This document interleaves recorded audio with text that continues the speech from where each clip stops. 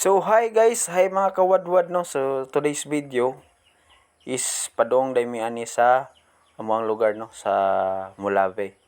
So karon guys, diri na taagi karon sa Panggil Bay Bridge. So karon guys, naa na ta diri unahan sa Gaisano Tubod.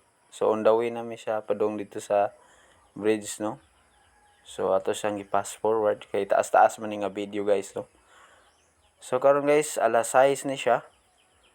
So nindot ka din siya nga adlaw no. Nindot nga panahon way ulan. Daghan na siya diri mag-jogging guys no. So karon guys, ato siyang gi paspasan og forward. So karon naa na ta diri karon guys no sa tulay. So this is it guys no. So kani guys is first time na mo agi diri. So diri medyo may agi guys, shortcut na ni siya. Dol-dol na siya padulong sa amo dili na mi motuyok guys no.